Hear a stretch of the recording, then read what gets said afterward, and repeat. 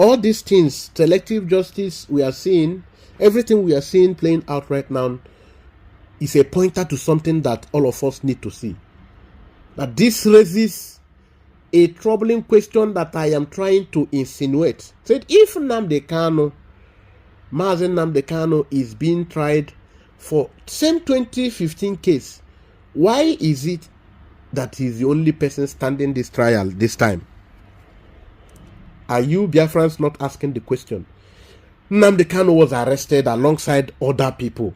We have somebody that was you call him the ESN commander. We have somebody like Chidebere Onwudiwe, the national coordinator of IPOB. We have somebody like Benjamin Madubugwu, who was a commander, an IPOB member, a prominent one. We have David Nwawisi, the former field maintenance engineer on the secondment to MTN. Now, we also have Bright Ishinwachimezie, an IPOB member and alleged welfare officer for the group. Now, why is it that Nnamdi Kanu is said to be standing trial not because the federal government is running away from mentioning anything about his kidnap. So they are running into where the Supreme Court now took it. That is 2015. That earlier trial started afresh. So now, since they said this is what is going back, why is Nnamdi Kanu the only person standing this trial? Is it not the same reason why his face was covered when he was brought back? Because people who was around him were there. But also, why are all the witnesses covering their faces?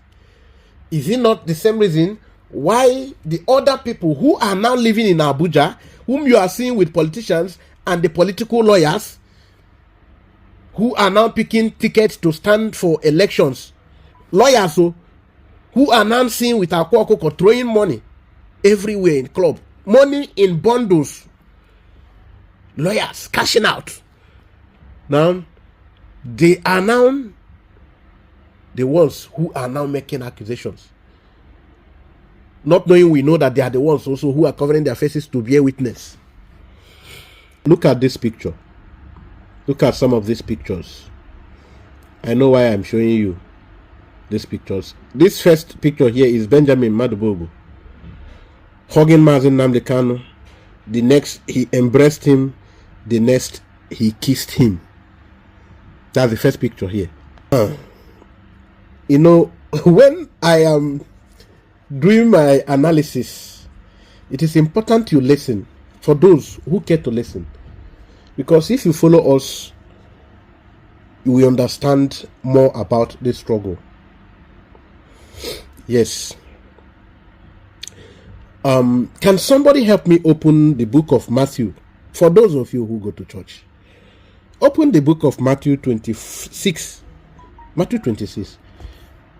You can see from 48 to 54 the activities surrounding the betrayal of Jesus Christ by Judas Iscariot. There, you heard that the same man that called Nnamdi Kanu Rabbi, just like in the case of Jesus, where Judas Iscariot called Jesus Rabbi. The same name they call Nnamdi Kanu Rabbi.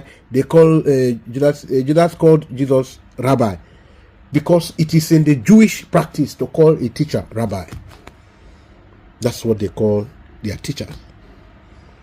They call Nnamdi Kanu Rabbi, Rabbi.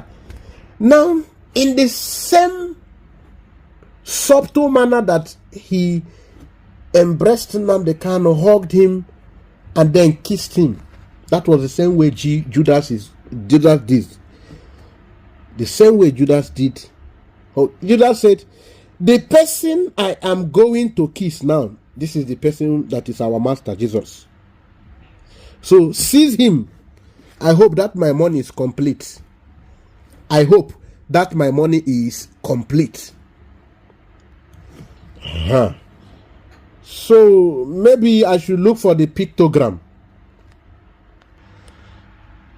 Now, are you seeing the pictures? I think I brought 4 pictures from this dude, this fella, kissing and hugging and showing intimacy with Jesus, or with Mazen Namdekan. The same thing I did where Judas was hugging, kissing, embracing Jesus. So you can see these things. So does it give you any concern at all? He is doing this even in the court.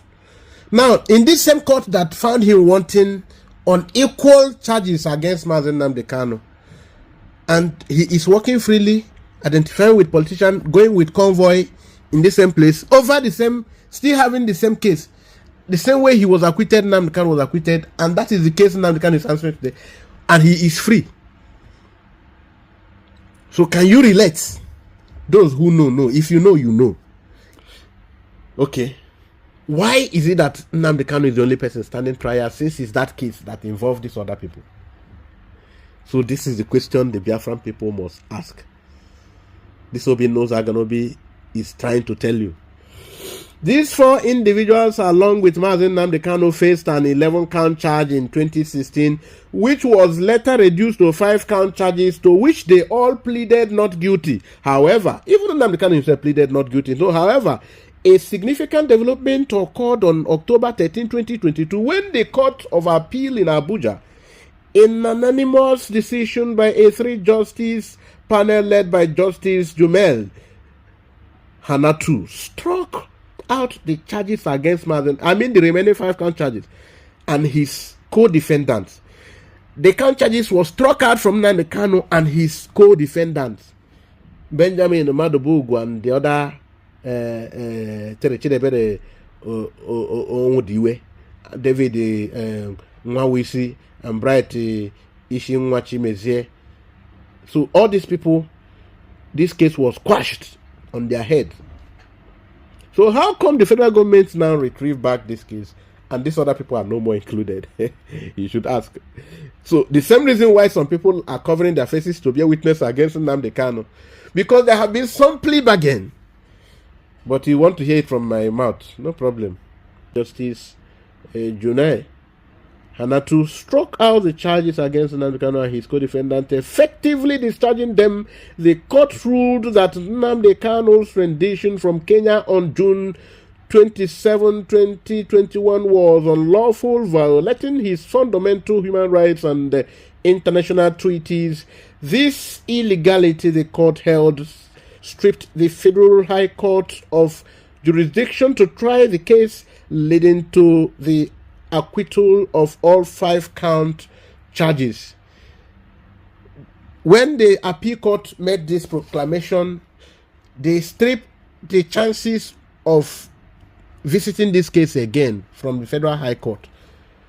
But the Supreme Court reversed it and gave them power to try it again, which is unethical in legal practice.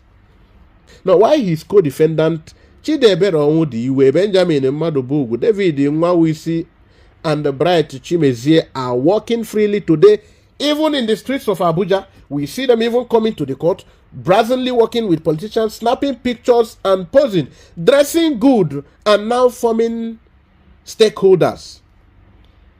Kanu remains in detention, facing prosecution for charges that appears identical to those previously dismissed. This discrepancy demands scrutiny, and all Biafrans must come to the desk, must come on deck, must come on the table for us to look into it. Why are people masking to bear witness against Nnamdi Kanu? Why was Nnamdi Kanu masked when he was brought to the court? Why are people who are supposed to be answering the same case with him, who passed the same sentencing, the same judgment, are working freely, moving with politicians, and not involved in the case anymore? What happened at night? What transpired? Who are these people really? What are they up to? Who are they? Are they still those people in the DOS or Muchineke? Are they these IPOB people we know under DOS? So why are they still shamelessly talking about Nnamdi Kanu and indicting Simon Ekpa? And Nnamdi Kanu is not acquitted. Why is Nnamdi Kanu still facing castigation and these people are working freely and accusing Simon Ekpa, and Simon is also facing trial, and the resources are being expended to get Simon Ekpa brought back, and these people are working freely in Nigeria, and we know their positions. They are highly ranked in IPOB structures and they are working freely. Nobody is touching them. These are the questions you should ask, and you can answer yourselves too. This raises another critical question. Did the 4 co-defendants take a plea deal? They should let us know. Or were they simply excluded from further prosecution? This is not public evidence of plea deal, leaving their freedom in stark contrast to Nnamdi Kanu's ongoing ordeal. This is something we must look into. I am raising these points to highlight the illegality and the inconsistencies surrounding Onion Duma's and Nnamdi Kanu's trial.